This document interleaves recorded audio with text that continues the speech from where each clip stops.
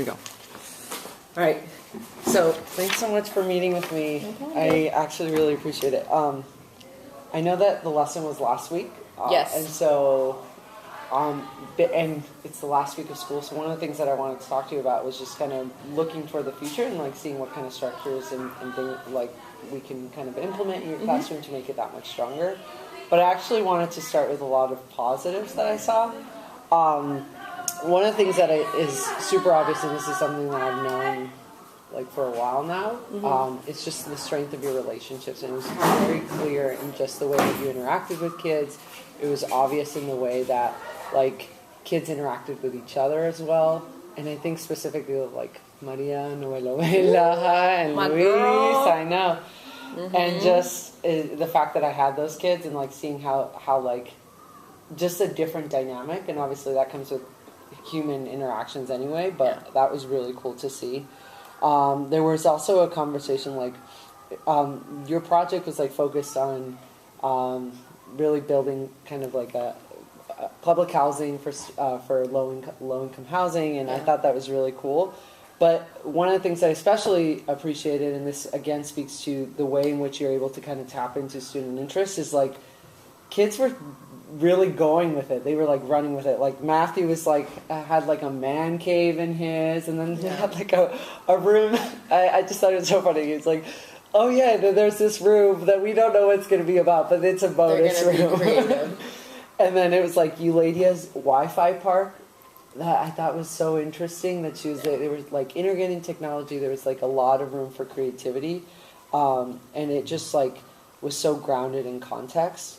And the other thing that I want to celebrate you on is actually just like looking at this, the amount of planning that you took to make it happen. And I know that you worked really hard on this with Jamie.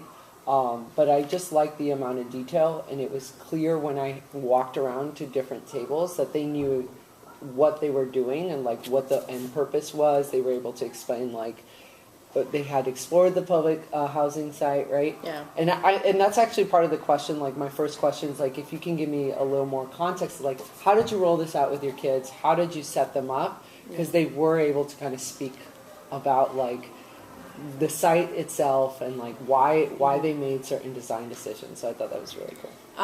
It's funny that you come to me now, because at this point I'm already like, ooh, I already know what I'm going to change, and I'm already like, at that point we were in it, right? Yeah. Like we were still, there was goals, and I think at that point it's like, do kids know what they're doing? Am I being very clear about at the end of today, this is due? Like every day they had like a schedule, a reminder of how many days are left, like just that urgency part, because some kids struggle with that. Plus we had like a deadline. There's a deadline. So I had a deadline, they had a deadline, like it had to happen. As I look at this, I have a lot of thoughts come to mind. I feel like we needed more time for the rollout. We did a day of rollout. So it looked like us reading an article. It looked like that article was like, what is public housing? Like, what is that? Because just to give them something to hold on to. So it wasn't really as much of a math day, although it kind of sort of was. There were percentages here and there, fractions. But it was more like, what is it? Why is it important? From there, that was the first half of the day. The second half of the day, actually the first day was my favorite day, because then they actually got to play fake families. So they each got, this is all part of, Habitat for Humanity had a thing. So we adapted it. Yeah, it was cool. They have like a So this was something that you pulled from another. Yeah, we pulled from somewhere else and adapted it. Nice. Yeah, we didn't want to make up everything, because we did a little research. And they have fake families, and each family, they can be 2 earners, or maybe there's 1 earner. There could be a farmer. And the amount that they made was totally different, right? It was all over the place. And also they had to get like an unexpected life event. So like here, you have like a kid now. In the family, something like where like maybe you were making, But by the end of that day, like they understood that at least in San Francisco, like the rent was $3,100 average. Like they understood that 30% of your income is really what you can be expected to put towards housing. Able to use. So they were understanding like if I make the minimum wage, like that's not enough. Like it was really cool that first day to have them see, like, because we would show like $20,000 a year, and to them it's a lot of money, and they're like, oh yeah, that's really fun. But once we gave them a scenario, and we showed them the percentages of expenses. They were like, "Oh my god, like what is that?" And it was interesting because by the end of that day, kids were really sad. They were really upset because they're like, "Wow, like we don't have enough money." There were some careers or workers that were fine, and even if the unexpected, they were totally okay. So I feel like that first day was for me the best day because they were understanding, they felt it, and that created the urgency. It also speaks to your focus on kind of like the social justice. Because I'm like, how are we going to do affordable housing if we don't know? Like, they have no context. For next year, I would want to do more than one day.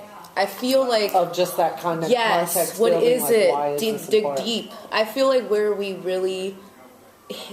It was, for me, it was a miss. Is we didn't talk about how that translates into housing design.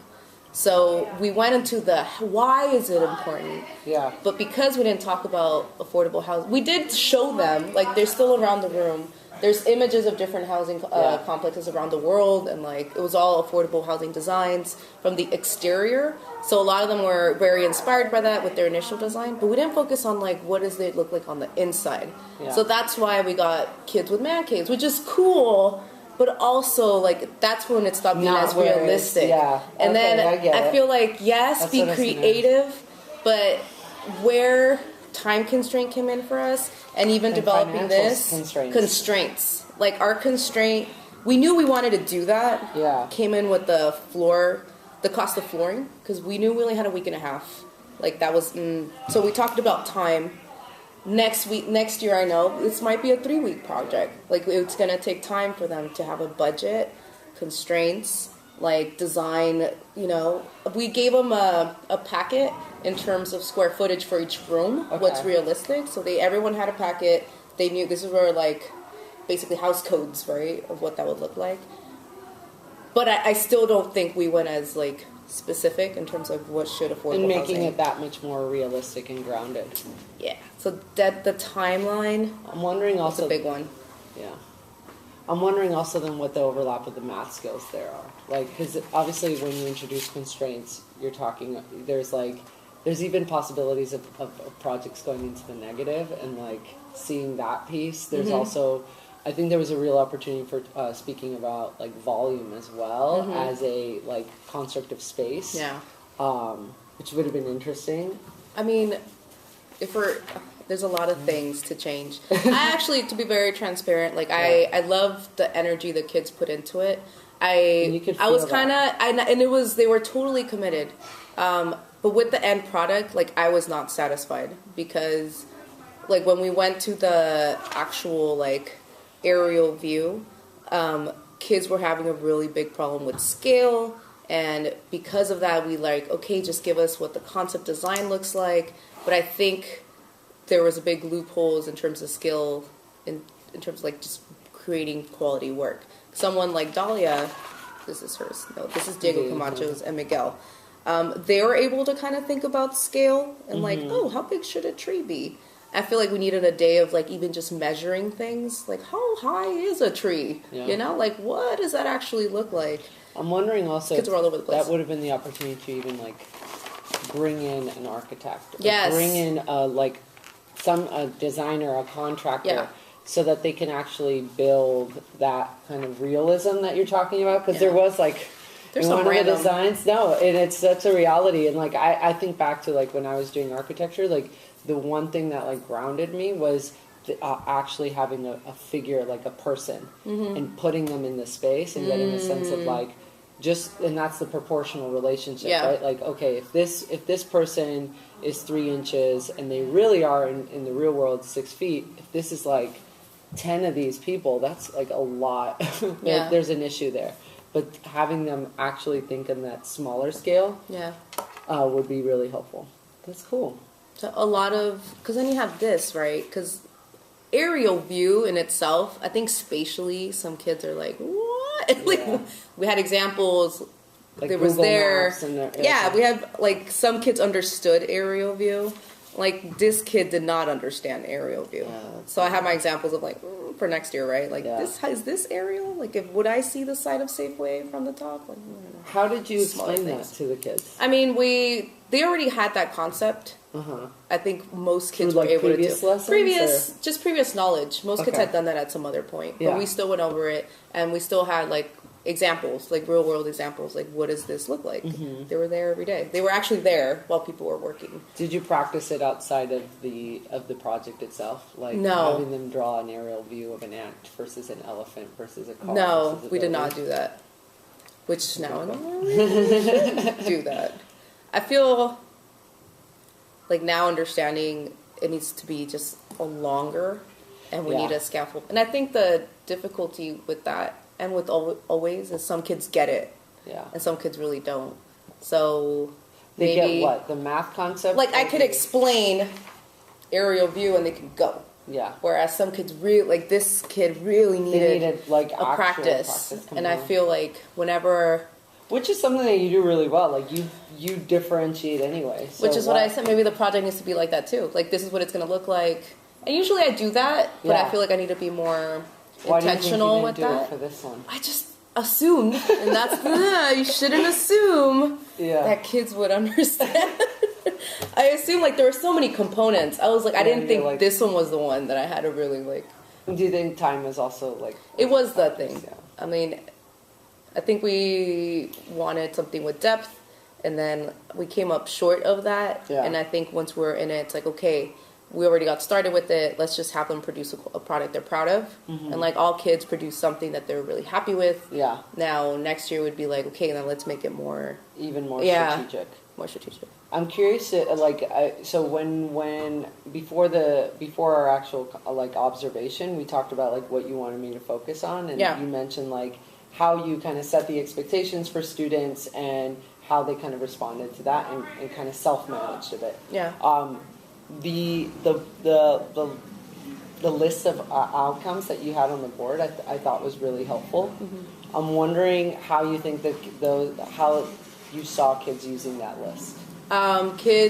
Some kids already knew what to do. A lot of kids loved it because once I figured out like, I should tell them what the list is. Like especially the kids that just need that extra support, could just look at it and like just check it off. Miss Diaz, I have this, and this done. I'm here now. So it's common language. We can point at it, know where we're at, especially with everyone being everywhere. We can be all on the same page of like where you're at. So I feel like that was really helpful. And I think by that point, by the time you came in, like we were in it, and kids, we produced enough things so a partner, like they would have to split up the work. There was enough things to do. So like they had, they couldn't just be most of them, That's the goal. How did you set them up? Like talk me through how you set up that work time. Like right before I entered the space, like what was that conversation like? So for your day, what was it? Was it Wednesday? It was the Wednesday. Okay, so because we were going to be grading soon, we started to do now with I gave them the rubric. I had them self-grade. Okay. Because I think some kids were doing the right thing. Some kids were getting kind of distracted. So I wanted to give them the rubric. On the backside were a couple of reflection questions. And I was like, this is literally how I'm going to grade you. Okay. I'm going to ask you to grade yourself right now based on how you've been doing. So kind of just the self-monitoring, like, just right here. Some of them grading it. Some of them understood, like, I had already write the rubrics in the packet. But, doesn't mean they actually read it. We ended up, once again, time constraints, everything constraints. We just focused on 3 standards. Okay. And then 2 math anchors. Yeah. And it's been there the whole time. And we went over it when the project started, but, processing doesn't always happen. So then literally, here's the rubric. We actually had them do these questions. How often did you use this rubric, like in conversations, like checking in? Not often enough. Honestly, not. It was mostly been awesome if you would have I can imagine you going up to a group, checking in, and saying let's see, based on what you've done so far, where we would land on this, so that this rubric becomes that much more real. No, that could have been definitely something to do. I feel like it was more informal conversations. Like, this is what you've been doing. This is what I need you to do. Yeah. But I could have definitely been more specific in terms of you're right here right now. You could be over there. How did they do in terms of self-management? I mean, it depends on the class, right? Second block is usually pretty good. I had my antsy boys, which they were, once they knew they had enough to do, they were fine. Honestly, that's not usually an issue. There's usually just a handful of kids who struggle with unstructured time. Yeah. This is the, like, there's always the same, like, 2 or 3 who I know I have to be, like, on, because unstructured time what gets does that them. on look like for them? For them? Yeah. Like, what is you being on them? I mean, it's like, Manny, what are you doing? What should you be doing? Uh-huh. And he'll be like, oh, okay. And So if it happens too much, check-ins. and then it's also like, okay, you're gonna have to work near me, Yeah. so that like you can just. Sometimes they're just insecure about what they have to do, so like I'm here to answer your questions. Yeah. Other than that, partnerships were pretty solid. So like, someone was holding it down most of the time. Nice. Yeah. I think one of the things that that I did notice was that you were that accountability person for a lot of those kids, and I'm wondering then, like, if we're talking about self-management and then even partnership, like how we could make those partnerships that much stronger where they are also doing that accountability work for each other. Yeah. Because there was, I forgot who was sitting. It wasn't Matthew. Group. It was the other Diego Solano. Yeah. So he went up to Diego and was like, "This is all you did? We've been sitting here for 20 minutes." And like that was a moment where I was like, there's accountability there, but he didn't like how can we push that further where it isn't just like, what the hell, man? But like rather, let's make a plan of action. Like let's check off like at these intervals, like, and I felt like that's where I saw like using that projection would have been really helpful if they even like, I can imagine something like